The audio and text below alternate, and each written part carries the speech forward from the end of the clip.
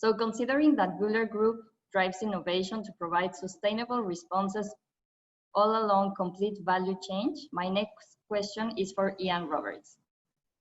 So Ian, could you tell us about one example on how technology can turn global challenges into innovation along the value chain? And maybe if the current sanitary crisis has modified Bühler's priorities for innovation? Certainly. Emilia, thank you very much for the chance to share a little bit of what we're doing. I hope you can all hear me. I hope you're all well and back in your offices. Could I have the next slide, please? What I will do is I will explain a little bit who Buhler are, because I think most people have no idea who we are or what we do. I need to give you a little bit of context, then I'll explain what our role is in terms of sustainability in food systems, and some of our response in terms of governance and a management team to the situation we face today. Now, Buhler is a family-owned company. We're 160 years old. We're in the 5th generation of the family, which already makes us quite unusual. We're from a tiny village in the east of Switzerland, just over 3 billion Swiss francs, so it's pretty much the same in dollars turnover, operating all over the world, about 13,000 employees. For those of you in Mexico, we have our office in Toluca, and we do a lot of I think, quite important business in Mexico. Now, what's interesting about our company, and I think this sets the context of everything I'm going to say going forward, is being a family-owned company where the family only holds us to 2 things, gives us a certain advantage. The family insists that we run the family with the values of a family. Now, all of you who have children know on whose behalf you take decisions in a family. So decisions are always taken on behalf of the next generation, so the children or the grandchildren. And that's the rule that they hold us to in the company. The second rule is that we must be the innovation and technology leaders in our industry. And therefore, we invest between 4 and 5% of turnover in innovation. So if you think of the future view, then we've basically hardwired sustainable thinking into the DNA of the company going forward. And one thing we've just done in the last 3 months, actually, all during the lockdown on the pandemic, is we've re-established the fundamental values of the company and the company that we want to work for as a management team. And we now say that every decision we take in our company must consider the needs of humanity, of nature, and of economy, and must consider all 3 equally.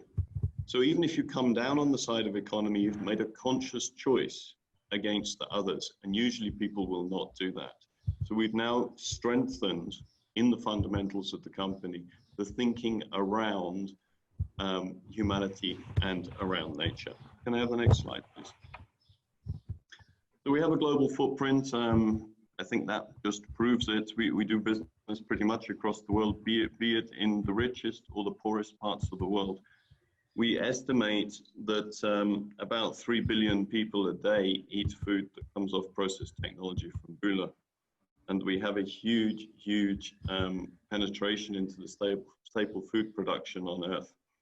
Now, obviously, this becomes incredibly important now, where we estimate that the ensuing recession resulting from the pandemic is likely to move another 500 million people into a state of food insecurity, and possibly influence about 1 billion people moving into nutritional insecurity, i.e. the access to good nutrition, not just the access to basic food, is going to be in question. And this is putting extraordinary pressure on our global food supply chains today. Can I have the next slide, please? Now, to give you a feeling of where we play and what Buhler does, and I'm going to focus more on food today because we also do some business into automotive and inks. We do all the coatings on construction glass to make it thermally efficient and reduce energy consumption in properties. But if you start your day with Buhler, the touch screens on your smartphones, etc., your alarm clock will be coated on Buhler technology. If it's on your breakfast table and it's made from cereal and it doesn't look the same as it did in the field, i.e. it's been through some process steps, be it bread, be it for any baked goods, be it breakfast cereal, it's probably gone through a Bühler line. If, like me, you like to look good for your team in the morning, and you'd be proud to know that when you put your lipstick on, then it is processed on Bühler technology. If you have a pet, the pet food will be processed on Bühler technology. When you have coffee, it will be conveyed, ground, roasted on Bühler technology. At lunchtime, 66% of the world's wheat, a third of the world's maize, a third of the world's rice goes through Bühler technology, and all the subsequent pasta production, biscuit production, baked goods production. If you have chocolate in the afternoon, 2/3 of the world's chocolate's on Bühler lines. And if you go through the day and you've missed us, then 3 out of 4 beers come off the Bühler malting plant. So this huge coverage from a small company, and we don't process food, we provide technology, comes with a very high responsibility. Next slide, please. Now, the value chains and the companies that we serve have undergone this extraordinary transition. I should take unprecedented out of the title because I think it's the most overused word this year. But I don't think any of us could really have predicted, despite Andy's confidence that we should have predicted pandemics, quite the impact that we were going to have on the first half of this year. And we saw the roads going from business as usual to completely empty. We went into a state of lockdown. Can I have the next slide, please? I believe that there was one silver lining that we can take out of all of this. And I think the two previous speakers have alluded to this, this is the first time that we can really, I think, argue against the doubters of anthropogenic climate change, and that there is obviously a high impact of human activity on climate change, and that our actions have to be changed if we are to mitigate climate change. What you see here is a publication from Nature Climate Change from this year, from Lecari and the co-authors, showing the global CO2 emissions across history from 1970 to 2020, and seeing that these increase every year, and that we've seen a sudden decline, an extraordinary decline in a short period of time over the 4 months of lockdown, which of course is a straight indication of the drop in industrial activity, in the drop in transport as well, that we see during this period. So it's inescapable that our actions are making a major contribution to climate change. I think you should also think that that graphic, coincidentally, from 1970 to 2020 is exactly the same timeline from which we went from the capability of the planet to sequester 1 year of carbon emissions in 1 year to be able to sequester, to exceed the limits of the planet for sequestration on the 29th of July last year. So we went from using 1 planet per year to about 1.7 planets per year in that 50-year period. Next slide, please. As a company, in response to this, to this pandemic, we set a number of priorities, and I think this is always important, is to understand how to react through these situations. First and foremost, it has to be the health of your employees and your families. Secondly, it has to be to maintain serving your customers, because your customers are critical. I mean, ours was the global food system. We had customers that were operating at 30 to 50% over capacity on their process lines, just to be able to deliver the food as a response, primarily to panic buying in many places, but to the shift in the dietary changes and the purchasing habits that we saw during the pandemic. And we need to keep those customers resilient and operating. Obviously, as a company, it's critical to protect liquidity. Cash flow is everything. As a family company, we finance out of cash flow. We don't take debt. We have one situation of taking debt because that's financially, it makes sense. But generally, we finance out of cash flow. We went into a strong cost management situation. We went into a strong supply chain management situation, because you need that connectivity and transparency on the supply chain in order to be sure that you can sustainably deliver your products to your customers. Next slide, please. One of the things we did was we tried to work out how we could best support our global customers in a time when normally customers come together to discuss technology options, production options, improving efficiencies. But we created what we called a Buhler virtual world. So we said, look, if you can't have trade shows and events where people come together, we created this Bühler virtual world. And we put all of our customers onto a digital platform to enable them to exchange knowledge and know-how and drive efficiency. And we did this with three priorities. Number one was, how do we underpin the resilience of the industry in terms of know-how transfer, and supporting them with better services so they could get the efficiencies on the lines that they needed to deliver the food that the population was demanding. Secondly was, how do we enable them to bounce back with greater resilience from this ensuing recession in terms of ensuring they have the agility and the innovation power. And thirdly was, how do you do all of this very, very consciously with an eye on driving far more sustainable solutions into the industry than we had previously. Next slide, please. What was interesting in turning everything to digital, we had 20,000 people come onto the platform and work closely with us. Now, when I talk about this third point of driving innovation for sustainable solutions, last year we agreed with our customers and our partners that we had to do something fundamental to fix the food system. I am far less optimistic about the state that we're in today than Montserrat was. We're convinced that we need to feed 10 billion people in 2050. And to do this within the planetary boundaries, we have to do this with 35% less agricultural land, because we need to set aside land for carbon sequestration. We have a food system that today emits 25% of the world's greenhouse gases from agriculture, is utilizing 70% of the world's fresh water in agriculture. We're using 1/3 of the world's energy in food production, and we're wasting or losing 1/3 of the world's food. So if you take those numbers back quickly, that's 8% of the world's greenhouse gases to generate waste. That's 10% of the world's energy to generate waste. That's 23% of the most precious thing, which is fresh drinking water, to generate waste. And at the same time, we have 820 million people going hungry, and we estimate that the impact of the pandemic is there will be 500 million more.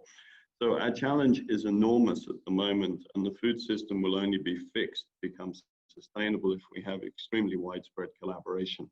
We set targets with our customers to improve the efficiency of their value chains, not just our operations, which of course we have to do, but their value chains, the impact of our technology in the food value chains, such that we would reduce energy consumption by 50%, waste and loss by 50%, and water use by 50% in our customers' value chains. There we are immediately playing with nearly double-digit of the world's greenhouse gases if we hit these targets. Now, why take 50%? Very simple. 50% is big enough to make a difference. If you do anything less, we get to 2030, we don't hit the IPCC targets, and we've all wasted our time. So 50% is big enough to make a difference. You have to do it in widespread collaboration. You would be extraordinarily naive to imagine you could do it alone. And you have to eliminate this argument about who is right. Do we need reforestation? Do we need wetlands preservation? Do we need CO2 capture technology? Do we need to control emissions? Do we need to reduce energy consumption? Yes, yes, yes, yes. We have to do all of it. We don't have time to fight over who is right. We have to get this in place by 2025. Next slide, please. Otherwise, you can't scale anything up to drive a solution.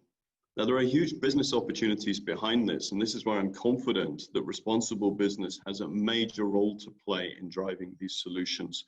If you think purely about the protein supply chain, if we want to feed 10 billion people, we need 40% more plant protein, in a tremendously inefficient way of converting plant protein into meat. If you go purely, if you go from beef to pulses in terms of protein supply, it's a 50 times drop in CO2 footprint. If you go from chickens to pulses, it's about 2 to 3 times.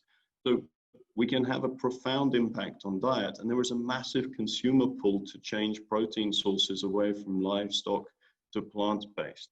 And we see a huge, huge business opportunity here, even for us during COVID, This is growing like mad, and it's growing faster and faster. The companies selling plant-based meats are turning off their marketing departments because they are unable to meet demand.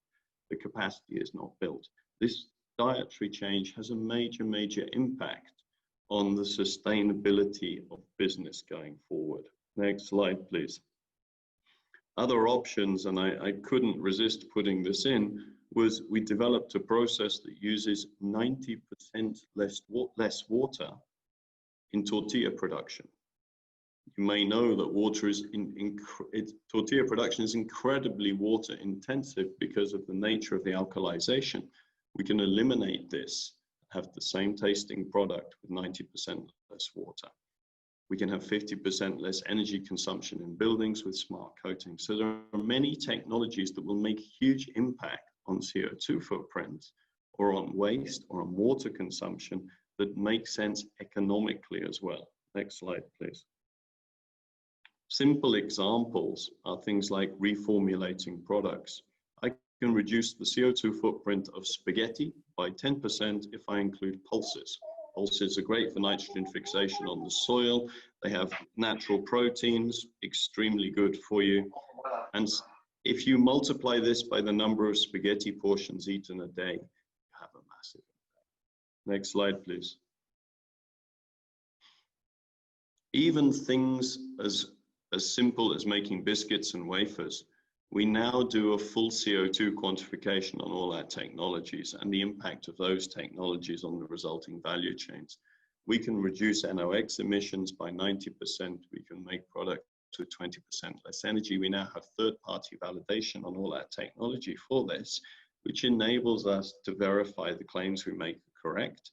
And of course, this is good for business because it's a differentiating sales point as well. Next slide, please. And I think the important thing is we've spent years building digital platforms to connect technologies.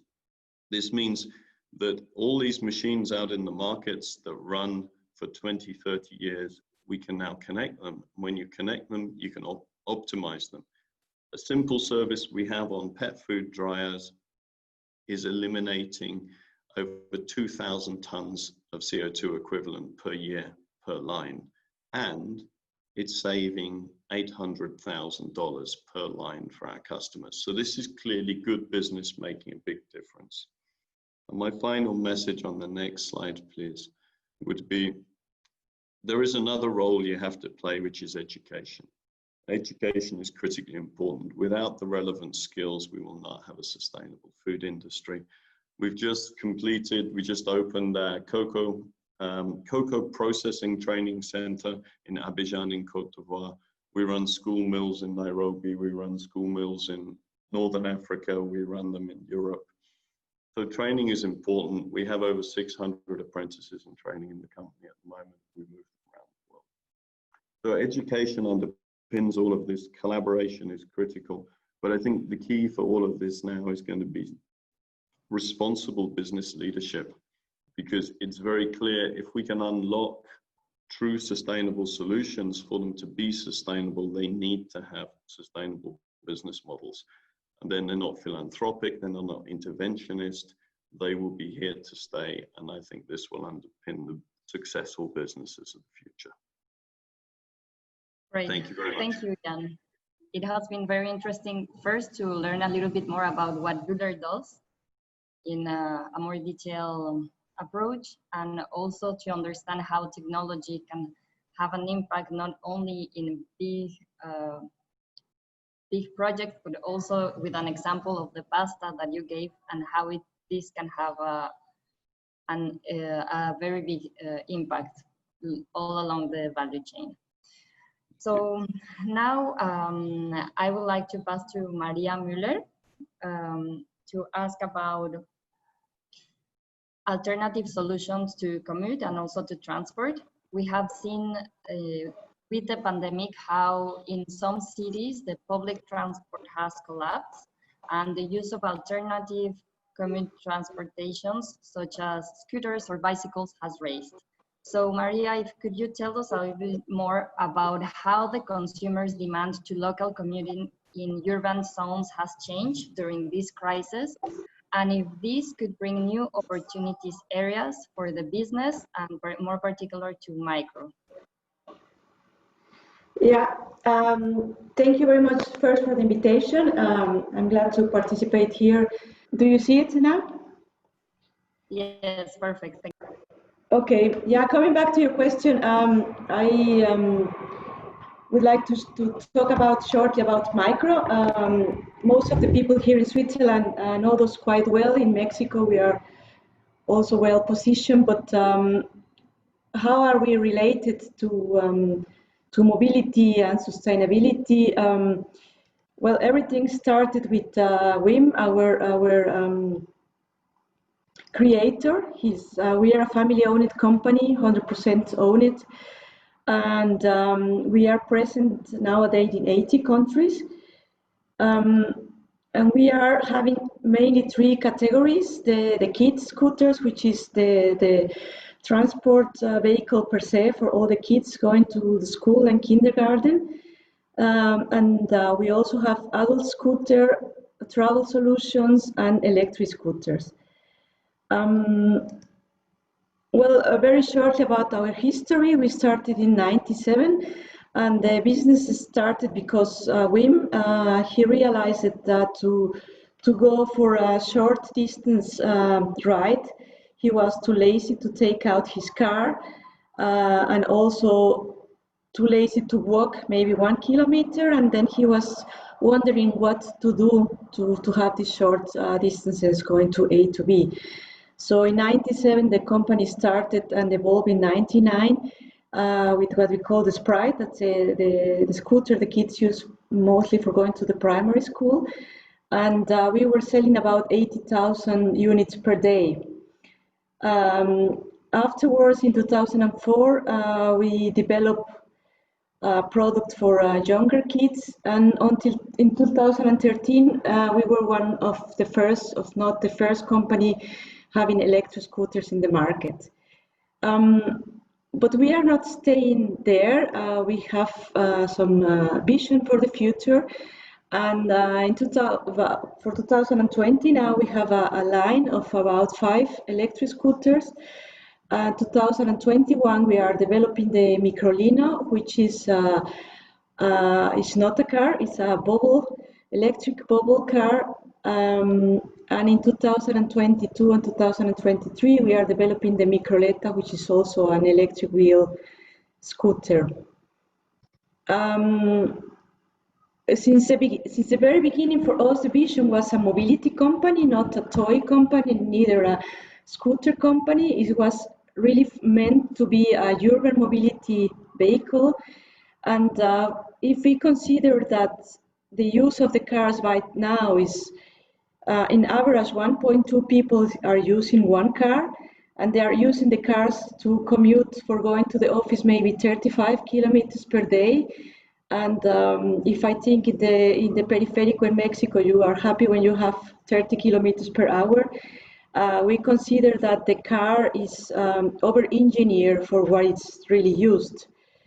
So our vision is to cover all the needs for the urban mobility or living in the city with our products. That means with the electric kick scooters, when you need to have a distance from 0 to 15 kilometers, this you can put in your apartment, you can keep storage in your office, you don't need a driving license, and you can also use it together with the public transportation.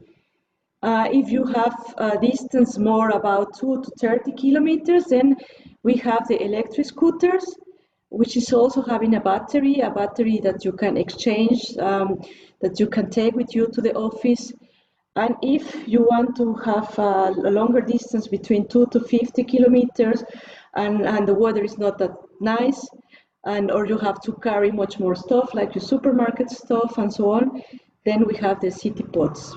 And with these three solutions, we want to cover at least 90% of the trips that you are needed per day or in your life. We also have some cooperations with the most important car companies. And the idea behind is that when you have an electric car, you can also have the electric scooter in your trunk and do the last mile. Well, we have some awards of the company.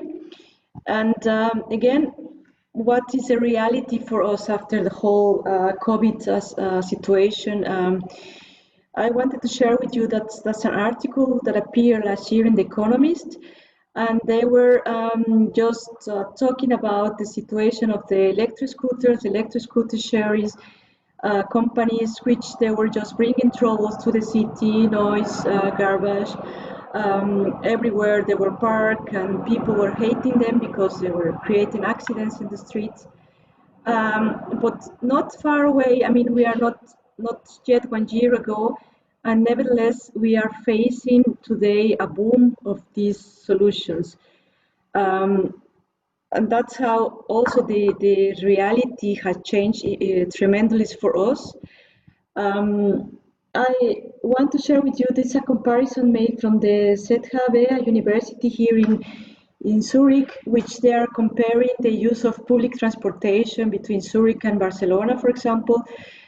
As everybody knows, Zurich is one of the most expensive cities, so they have the Big Mac index with 6.53 US dollars.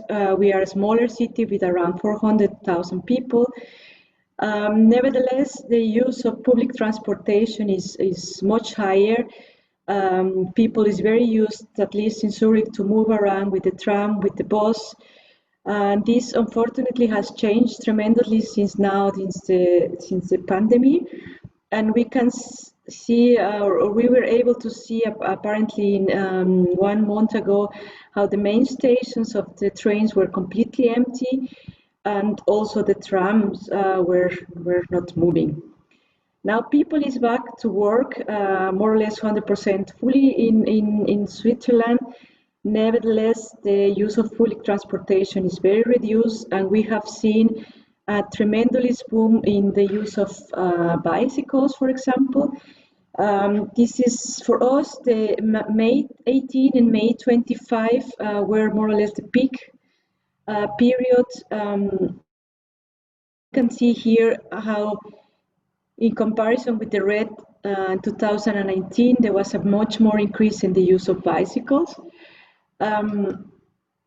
Also, the electric scooters, well, this is the price. In comparison with other cities, Zurich is by far more expensive, but what is interesting to see here is that people is using an electric scooter more or less 5 times a week for distances of 1 kilometer and an average of 4 minutes.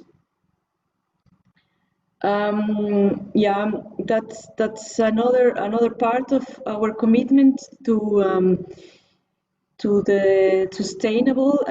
Of course, we are products. Our main products, or our best sold products for kids, are mainly produced of plastic, which creates also a lot of discussions what we are doing with this. We have 2 arguments here. First, our products are premium products, which means the products are lasting 5-6 years. They are going from one brother to their other sister. That means they are lasting very long. And now we are working also in a Ecoline, which will be produced with abandoned fishing nets, ropes, and are used for fishing. So we are taking those nets to create our our Eco scooter. We are also, in general, what I want to share with you here is all those challenges and opportunities we realized during this period of the pandemic. As we could see with the talk about from Andy, how vulnerable we are. We realize we are very dependent in our supply chain, in the whole logistic process, now in the transportation from one country to the other one, because we are delivering to 80 countries. On the other hand, we realize very positive how the e-commerce support us to get ahead during this period, how we have been able to sell even more than last year, based on using the e-commerce. We are also happy, well, in the good position in Europe, the weather has been excellent. That means countries that were out of the lockdown, they were looking forward to do activities outside. So our products have been selling tremendously good. Also during the lockdown here, at least in Switzerland, we were able to go out, and also a change in behavior was very strong. People were more focused to do activities with the family, going to have a walk in the forest and spend like more family oriented time. So this also support us to sell more our products. We also see a lot of opportunities. As I wanted to mention before, now people is going back to office, are looking for alternative ways instead of public transportation, and they are going with the scooters, with the electro bikes, or with the electro scooters as well. Perfect. So yeah. Maria, sorry, I had to tell you that you have just 1 minute left because we are running a little bit of time. Thank you. Sure. Yeah, that's challenges and opportunities we realize now during this period, and we also support hospitals here in Zurich, providing them with scooters, so the people in hospitals could move faster, going from one place to the other one, even inside the hospitals. And yeah, I mean, that's our small support in parking places, with small solutions of mobility that doesn't need to be parked. People can walk and use the bicycle, and we are promoting clean solutions. Thank you very much. It is very interesting to learn about this, especially, well, I didn't know about the storage, that you can storage these vehicles in your house. In Mexico City, we have a big problem with parking spots, so this is also a very positive advantage. Now that we are talking about environmental friendly vehicles, I would like to give the floor to Clara. She is from Sika, and Sika, among many other projects, they are also focused in providing environmental friendly vehicles. So Clara, could you tell us a little bit more about this strategy that you have been leading during the last 5 years about producing more value while having less impact? Sure, Emilia, thank you.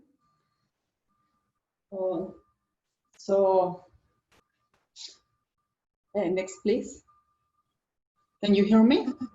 Yes, perfect. Okay.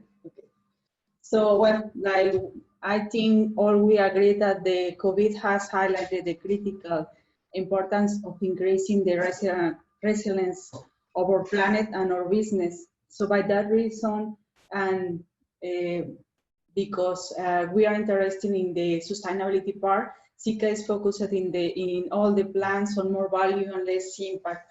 So this is a strategy that we are working during some years ago. So the idea is increasing product sustainability, climate action and community engagement, lowering energy, waste, water and accidents. And with R&D, we want to have innovation support performance plus sustainability. Next, please. Thank you, Emilia. Like I tell you, we have a lot of time with this focus in sustainability. So we start with this part since 2007. So we have different participation with entities that are focused in this part. So this is just to show you, but we can continue in order to have a better presentation, please. Thank you. Well, this is, I think, the principal slide for my strategy. Like I tell you, the name is more value and less impact, and we have divided. More value is focused to the business, to the products, and less impact is focused in the process, in the plants, how we can share these both parts to be sure that we are working with all, no? So the more value part have the sustainability solution. So in this part, we are leading in the industry by pioneering a comprehensive portfolio of customer focused on solution, combining both higher performance and improved sustainability. So we provide solution to our customers. In the climate performance, we run our business in a responsibility way and mitigate climate change and its impact. So I will present some information about how we are working with the reduction of CO2 in our company. For the community engagement, we will trust and create value with customer, community, and with the society. So we try to involve all these in order to have a best option. For the less impact, we work, like I told you, in the energy. So each year we try to have more goals in this part. For this next years, we want to reduce 15% of less energy consumption per ton sold. Similar points we have in the waste and water, and in occupational safety. That is very important too. We are working in this area. Next, please. So how we are working in climate performance. So we have focused in 3 steps, 3 principal scopes. The first scope is the work in our manufacturing plants with the reduction of the fossil fuels consumption in production.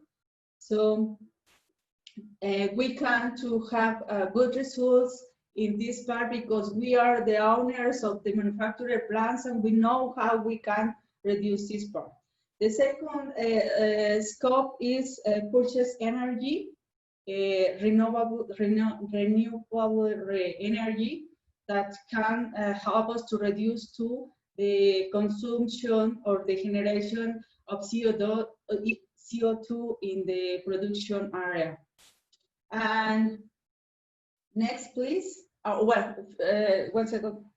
In the last, the idea is to work in this line. The first and second scopes bring to the 2050 year footprint reduce the 90% of CO2 in the company. Next, please. Well, the top 3 that we have is scope 1 and scope 2 is to have big projects in reduction of consume energy. So in different countries, we manage a different process. So for example, some of the products use sand drying or sand for the production, and or sand drying can consume a lot of energy. So this is one of the focus that we have for the next 3 years. Here in Mexico, for example, we produce membranes in some of the plants. So we have a focus too in these manufacturing plants, and in all the manufacturers that we have compressed air. So we are working to develop projects to reduce the consumption of energy in this part. Next, please. So in the social part, like I tell you, we want to build trust and creating value. So our focus on 3 fields of activity is building an infrastructure for social and ecological projects. education children related and ecological power water projects. So I will to share with you next some projects that we are working here in Mexico to be sure that we are working with all three parts, no? Building and infrastructure, the social part. Okay, this is an example here in Querétaro.